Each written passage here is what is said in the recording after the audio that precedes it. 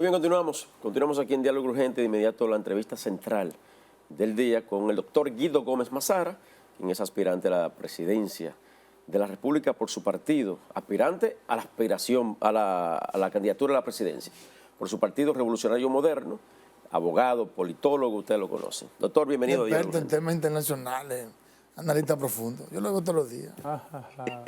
Buenos días, gracias por la invitación. Es un riquísimo placer conversar con ustedes. Muy bien. Doctor, el partido tomó la decisión hace unos días de que la modalidad para elegir a las autoridades, a las aspiraciones, sean con padrón cerrado. Usted había manifestado que eso era lo esencial. ¿Usted de acuerdo con eso? Ok, gracias por la invitación. Sí. Sabes que a mí como ciudadano, cuando voy a un programa y abordo temas muy propios del ámbito en que yo interactúo, tan divorciado de la realidad, siempre me genera un dilema. Pero no obstante eso, yo te voy a responder. Mira, en la tradición del viejo partido, los procesos de competencia eran voto universal, directo y secreto, con padrón cerrado. ¿Qué significa el padrón cerrado? Todas las personas inscritas en el padrón del partido que tienen derecho a participar en el proceso de convención. La gente dice, Guido, bueno, eso es lo que tú aspirabas. No, ha sido parte de la tradición partidaria. Y en ese sentido, yo, la única queja que puedo exhibir, el único reclamo que puedo levantar, es en la dirección de que, si bien es cierto, han permitido que para la presidencia sea voto universal, directo y secreto, para los otros ámbitos como diputados, senadores, alcaldes y regidores, hay fórmulas restrictivas que, aunque están amparadas en las ofertas que hace la ley electoral y la ley de partidos, evidentemente siempre es muy propensa a que la democracia no se ejercite en la organización política. Y yo soy un demócrata a tiempo completo. O sea, yo no creo en la democracia solo porque me permite competir en la presidencia. Yo aspiro y espero que mi partido, en el transcurso del proceso, y quiero precisar que el proceso legalmente comienza el 1 de julio al 1 de octubre. Que en ese tiempo se tomen las medidas del lugar para que se permita que todo el mundo vaya a una competencia democrática. Pero en lo que concierne al ámbito de lo presidencial, sí, y yo aspiro a que también todos los compañeros tengan la oportunidad de ser la base del partido la que vote en su favor. Yo siento, a propósito de lo que ha pasado en el hospital de Los Minas, que han fallecido de una manera inexplicable 72 neonatos, que hay un divorcio en, digamos, la visión que tiene el actual gobierno de gobernar y de tratar los temas sensibles a la población, como la educación, la salud, la comida, el transporte. ¿Estoy equivocado? ¿Tengo una percepción equivocada? ¿O tú piensas algo similar a lo que yo tengo? A lo que yo Fíjate siento. que yo soy una persona que hacia lo interno del partido no hace una carrera de obstrucción, sino de marcar mi visión crítica y mis propuestas al respecto. Tú colocas sobre la mesa un tema que, si la clase política tuviese un nivel de sensibilidad elemental en este país, estaríamos discutiendo sobre el tema. Primero, avergonzados todos. Y ahí voy a lo que es la discusión sobre políticas públicas. En el país hay 3 importantes hospitales con esas características. Está el Reinaldo Morel, 1, está el Altagracia, 2, y está el San Lorenzo de los Minas, 3. Son los famosos hospitales materno-infantil. Para que ustedes tengan una idea, vamos de la discusión macro a la tragedia. El modelo de inversión en el sector salud en América Latina, 5% del PIB. La República Dominicana, 1.9%. O sea, de arrancada no hay una noción presupuestaria acorde con las expectativas del modelo de América Latina. En esa misma dirección. Yo quiero decir que mi visión discrepante en aspectos esenciales con el gobierno consiste en lo siguiente. El año pasado, el Bandex, que es un banco para las exportaciones, le dio 2.000 millones de pesos a las clínicas privadas. Y la pregunta que yo me hago es, con un sistema hospitalario con tanta deficiencia, ¿cómo es posible que el sector público encauce recursos para el sector privado del sistema sanitario cuando tenemos grandes deficiencias en el sector público? Ese no es un pensamiento socialdemócrata. Esa visión no, todo lo contrario, negadora de las prácticas socialdemócratas. Ahora, cuando tú vas al tema esencial, tú tienes el siguiente drama. El Hospital San Lorenzo de los Minas se construyó en el año 1974 para una población de 150.000 personas. Se ha elevado 10 veces más a la actual realidad, porque el municipio, solo Santo Domingo Este, es el más grande del país. Igual que La Victoria, para 2.000 y van 8.000 y tantos. Vamos a las estadísticas reales.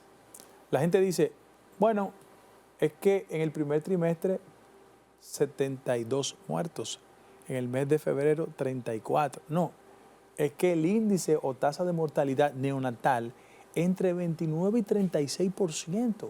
Eso es una locura. Entonces, frente a eso, yo pienso que más allá de los recursos que son indispensables, el diseño de una política en materia sanitaria que sea totalmente efectiva y que no tengamos que esperar la tragedia que toque la puerta, porque al final de la jornada, ¿quiénes procuran asistencia en los servicios hospitalarios públicos? Los pobres. Claro. Entonces, mira cuál es el problema.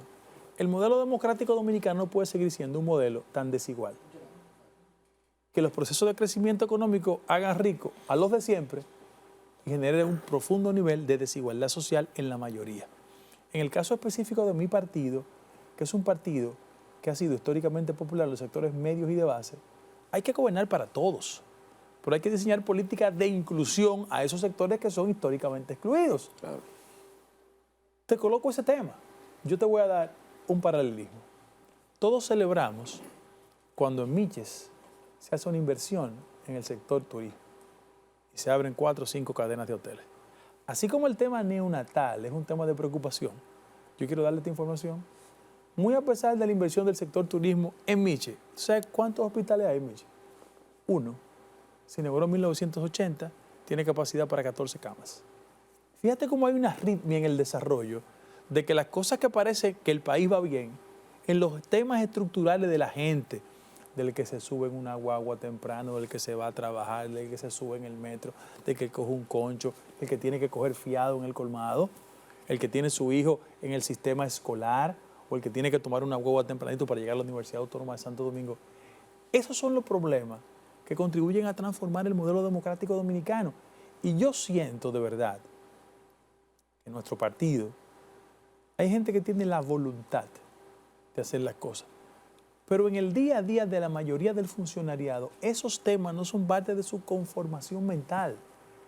Y yo puedo leer mucho sobre estadística, pobreza y marginalidad, pero cuando yo no vengo de allá, yo no entiendo el día a día de la gente. Ahora, doctor, llamó mucho la atención de que se dijera en febrero, 34 muertos en febrero de niños recién nacidos. Y ayer decíamos aquí en la mesa, ¿por qué no se informó al país? Porque era el discurso del presidente en febrero. ¿Puede guardar alguna relación? No, yo pienso que aquí en materia de estadística y de información hay mucha manipulación. Y excúsame que haga una crítica frente a dos comunicadores también. Como los medios de comunicación son negocios, hay una propensión a un trato melcochoso, cómplice, porque el Estado es el principal financiador de las políticas de comunicación. Y hay una especie de secuestro de la información. Doy ese ejemplo, pero en cualquier país del mundo los niveles estadísticos se reportan mensualmente y cualquier ciudadano puede acceder a la información como tal. Eso es correcto. Lo que pasa es, repito, que no hay un trato igualitario. Es que ese drama es de los pobres. Yo te estoy hablando del tema de salud, pero yo te quiero decir a ti que en la República Dominicana, cuando la gran discusión respecto al tema de justicia emerge, a la gente se le olvida que aquí hay un 70% de presos preventivos y 50% de ellos cumplieron condena y están en la cárcel. Y volvemos al tema, son los pobres. Entonces el modelo democrático dominicano no puede seguir siendo tan excluyente y las políticas públicas no pueden estar orientadas solo a aspectos propagandísticos.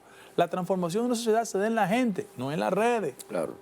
Y ese siempre ha sido la característica fundamental de mis propuestas, porque a mí el político que más me atrajo se llamó José Francisco Peña Gómez, que era un político cercano a la gente, que entendía esos problemas no solo por su formación, sino porque su origen lo conducía a estar siempre cerca de los sectores más desposeídos. Pero doctor, la mayoría de los que están en el gobierno son también, fueron muy cercanos al doctor Peña Gómez. Ellos están tan distantes de la gente.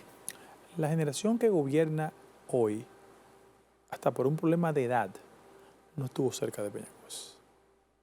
Yo estuve cerca de Peña Gómez por un accidente de carácter familiar, por la simbología histórica de mi padre y de él, por esa relación, porque me mandó a estudiar. Pero los funcionarios fundamentales de este gobierno, muchos de ellos ni conocieron a Peña. Pero son hijos, por lo menos, los nuevos o de la nueva generación, son hijos de peñagomistas tradicionales. Bien, pero la condición de ser hijo no te aproxima al doctor Peña Gómez.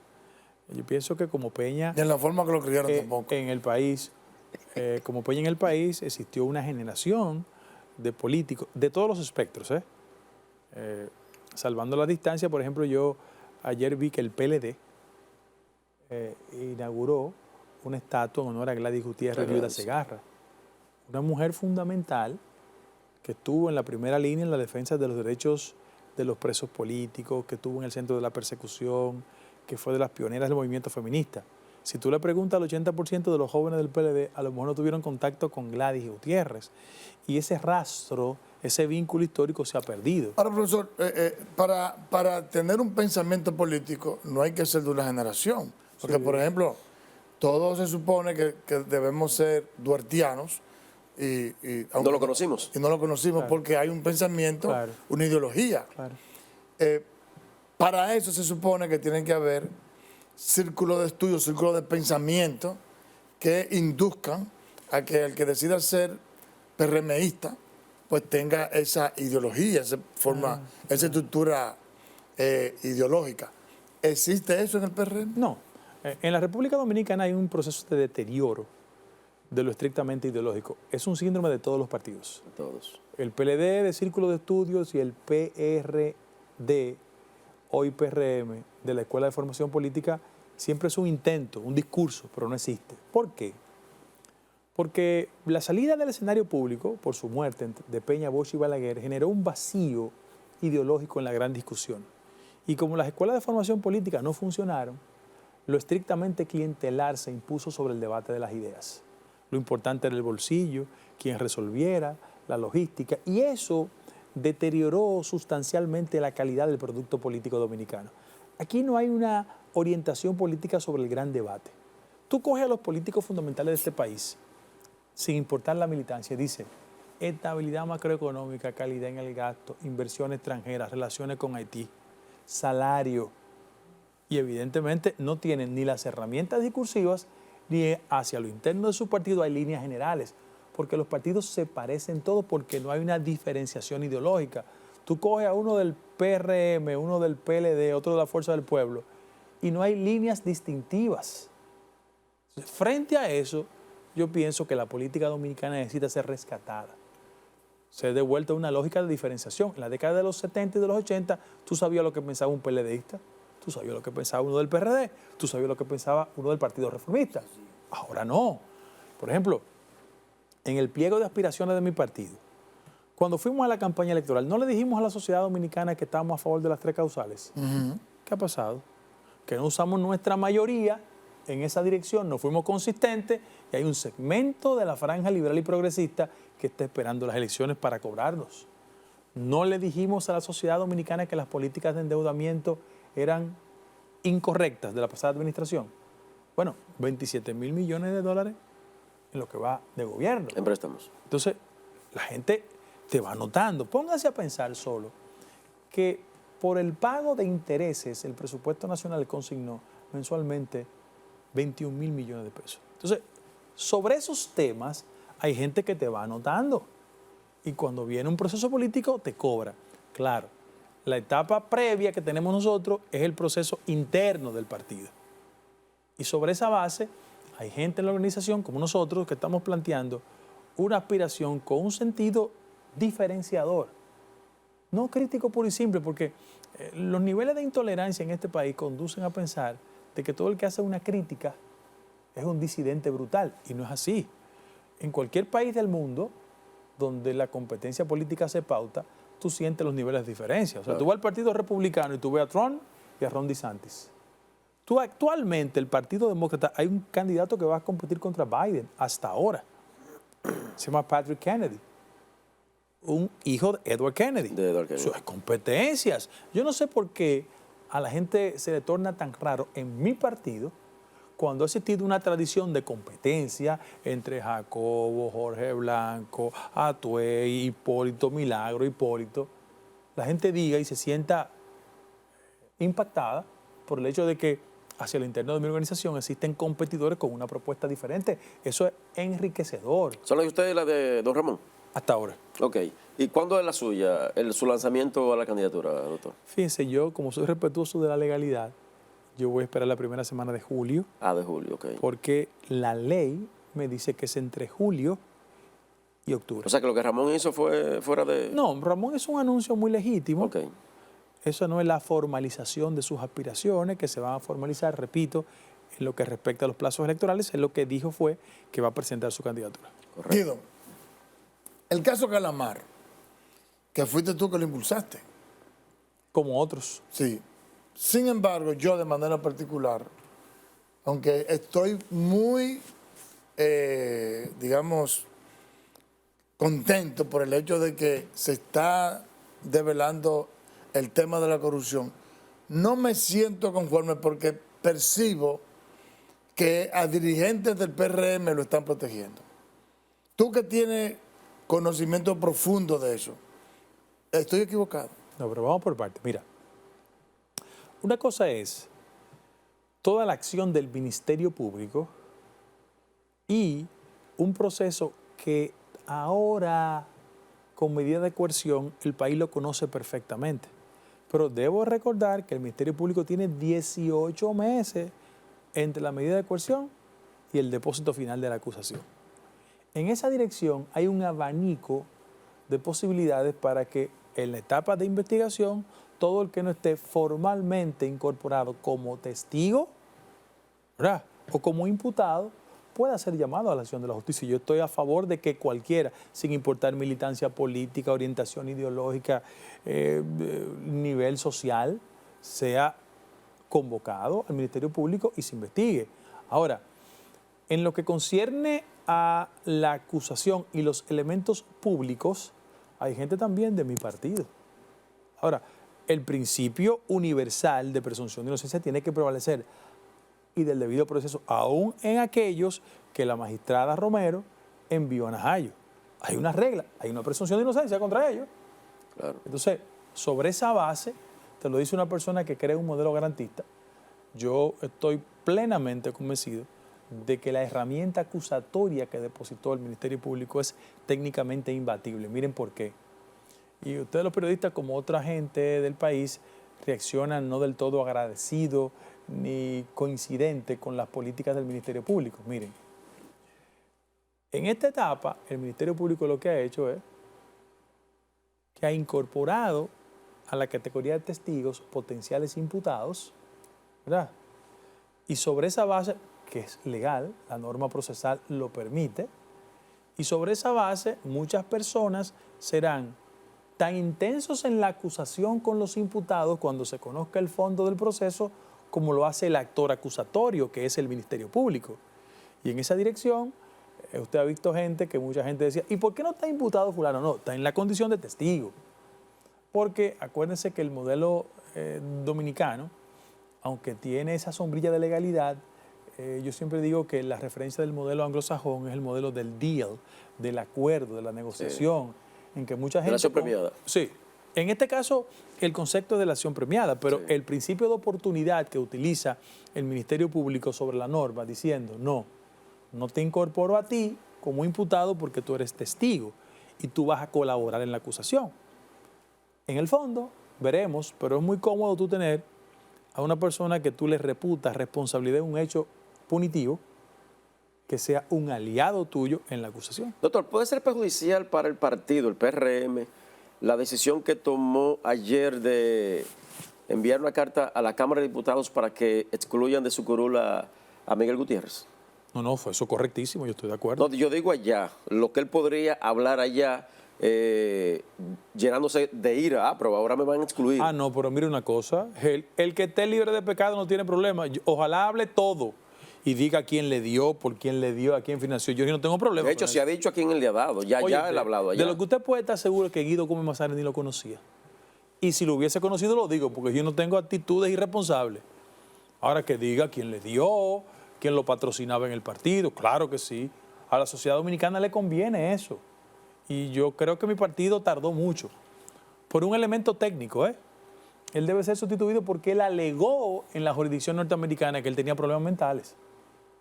Esa fue su excusa, su alibi, como dicen en inglés. Alibi, sí. Eso sí, una Pero persona... después ganó aquí una de más. No. Si una persona dice en los Estados Unidos que no tiene las condiciones mentales para ser tratado jurídicamente, la misma excusa es para la República Dominicana y por vía de consecuencia un partido político que sabe que alguien como él no está en condiciones mentales, debió sustituirlo antes, no espera ahora. Claro que sí que estoy de acuerdo. Guido, y ojo, que diga a quién le dio si le dio, que diga a quién patrocinó si lo patrocinó.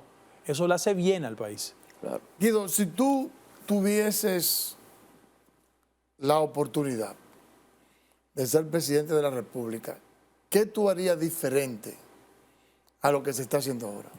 Te lo agradezco el planteamiento. Mira, vamos a la política social. Yo pienso que este es un gobierno que, si bien es cierto, ha generado desde su ascenso al poder un mayor número de beneficiarios de los programas sociales, de 850,000 a 1,4 millones, recibían 800 pesos, se ha incorporado a 1.600 pesos. Mi visión sobre la política social sería totalmente diferente. Mira por qué. ¿Por qué las políticas sociales son necesarias e indispensables? Porque la economía en el mundo, como resultado de la crisis del COVID y del impacto de la guerra entre Ucrania y Rusia, ha trastornado los niveles de crecimiento. En el caso específico de la República Dominicana, hay un nivel de inflación que supera el crecimiento. El crecimiento se proyecta a 4%, la inflación 7%. ¿Qué yo haría diferente? Por ejemplo, que los beneficiarios de los programas sociales, en el caso específico, toda persona de un programa social con una tarjeta, yo extendería el ámbito de la tarjeta a las farmacias populares. ¿Por qué? Porque una parte importante de los pobres en el país con tarjeta no tienen acceso a los medicamentos que se expenden en las farmacias ordinarias. Y por vía de consecuencia, si tú tienes cáncer de mama y recibes 1.600 pesos, yo pienso que es mucho más sensible, mucho más solidario extender la posibilidad de que usted vaya a las farmacias populares. Nivel de diferenciación, 1. Segundo lugar, yo establecería una política de carácter social de que todo el beneficiario de los programas, el beneficio fuese coordinado con un programa de entrenamiento y de educación técnica. Si yo me llamo Juaniquito Pérez y vivo en La Sursa, yo le daría 2 años para que en la medida que reciba los fondos también sea entrenado en técnico en aire acondicionado, formarlo bilingüe, porque eso es importante para de una forma u otra entrenarlo por 2 años e incorporarlo al mercado electoral, al mercado laboral, en ese mismo orden. Yo, por ejemplo, frente al gobierno tendría una política económica totalmente diferente. El gobierno se concentró en 2 aspectos. El primero, alianza público-privada. Y en segundo lugar, el fideicomiso. Yo hubiese sido totalmente diferente. Mira por qué. En el país, 61% el año pasado se categorizó como de evasión fiscal. Yo reduciría sustancialmente de 61 a 30 y por vía de consecuencia yo me sentaría a discutir con los empresarios dominicanos. El país no puede seguir teniendo 5% del PIB de exención. Las exenciones fiscales en la República Dominicana son superiores a lo que se le da a educación. Yo tengo una visión social totalmente diferente. Doctor, y respecto al ámbito internacional, su política sobre la política internacional, ¿cuál sería? Estamos viendo Con eso se paga con los Estados Unidos, por ejemplo. Se cogen menos préstamos. No. Es que las políticas de endeudamiento son el resultado de la incapacidad financiera del gobierno. Correcto. Y yo prefiero generar fondos internos y no comprometer la economía dominicana hacia futuro. Doctor, en el ámbito internacional estamos viendo que los Estados Unidos, siempre que viene una visita aquí de un funcionario importante o de un emisario importante de los Estados Unidos, pues aparecen cosas como las que estamos viendo, allanamientos, muchas cosas extrañas que uno a veces, aunque uno no quiera, uno las relaciona. Pero no tenemos 3 años sin embajador norteamericano. El que estaba ahí ocupando esa posición, hace poco se fue. Jefe de misión. Jefe de misión, que era el que fungía como embajador aquí prácticamente, y el gobierno dominicano como tal lo asumía. ¿Qué se haría? ¿Qué usted haría en ese sentido? En primer lugar, es innegable que la condición de principal socio comercial de la República Dominicana, de los Estados Unidos, genera, junto a la proximidad de Estados Unidos y el impacto y la presencia de nuestra diáspora, una relación singular. Sin embargo, uno de los grandes problemas que ha tenido la política exterior dominicana históricamente es que no ha ido entendiendo qué acontece en la sociedad norteamericana de hoy en día.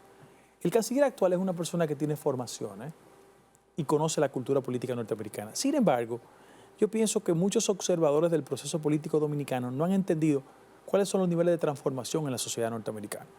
En Estados Unidos está gobernando la franja liberal y progresista. Y cuando desde la República Dominicana no se llevan expectativas de estándares internacionales respecto a múltiples temas, vienen los golpes internacionales. Léase discriminación, léase prácticas en los campos y la actividad productiva cañera. Y todo el concepto discriminatorio refiere a que en Estados Unidos la guerra de secesión fue un esfuerzo donde los estados del norte preservaban la esclavitud de los estados del sur. Y en el código discriminatorio de los norteamericanos ellos entienden que cada vez que le hablan de discriminación les reproduce ese esquema. Y por vía de consecuencia tú sientes que hay sanciones sobre empresas importantes de capital norteamericano en el país, Central Romana. Y sobre todas las cosas, alerta constante, muchas veces inmerecida, que afecta nuestra política de turismo. Yo creo que nosotros tenemos que hacer un esfuerzo por repensar y reconectar nuestras relaciones. Además, yo creo que hay sectores en Washington y la no presencia de un embajador por tanto tiempo es una señal, revelan de que hay la información suficiente de que tanto el viejo gobierno como el actual gobierno tenían una actitud más cercana a los sectores conservadores y republicanos que a los sectores democráticos y liberales. Pónganse a pensar quiénes han sido las figuras que le han hecho lobby al gobierno dominicano respecto de temas fundamentales.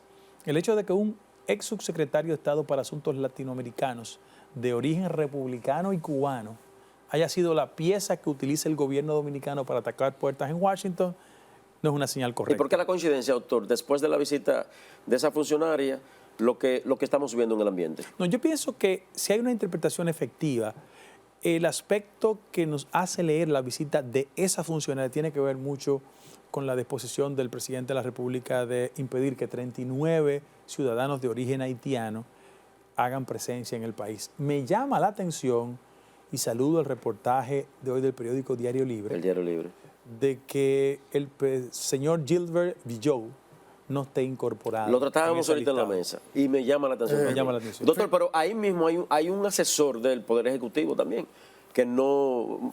Un asesor en materia económica del Poder Ejecutivo. Por decreto, asesor financiero del Poder Ejecutivo. Correcto. No, pero dígalo por su nombre, Pablo Portes. No, el nombre era que no lo tenía, pero de Gilbert Guillot sí yo lo tenía y lo hablábamos. Hay que decirle a ustedes y al país que esa empresa ha sido condenada por financiar bandas criminales de Haití, tanto por Estados Unidos como por Canadá. Entonces no podemos tener un discurso dual con el tema haitiano. Por un lado sí, pero por otro lado excepciones. A mí me llama la atención, por ejemplo, de que el sistema de visados siga incrementándose. Esa era la pregunta que quería hacer, así que conteste. Por el nivel de rentabilidad que tiene. O sea, eso llama la atención. Eso se llama dualidad en el discurso. Yo aspiro a una gestión de gobierno mucho más coherente, mucho más consistente, y nunca olviden que nuestro segundo socio comercial es Haití. Haití. Así es. Doctor, muchísimas gracias. Gracias al doctor Guido Gómez Mazara por estar con nosotros, aspirante a la candidatura a la presidencia de la República por su partido, el Revolucionario Moderno. Después de julio ya será el lanzamiento formal. Bien, ustedes y nosotros nos vemos mañana a partir de las 6 de la mañana. Bye bye.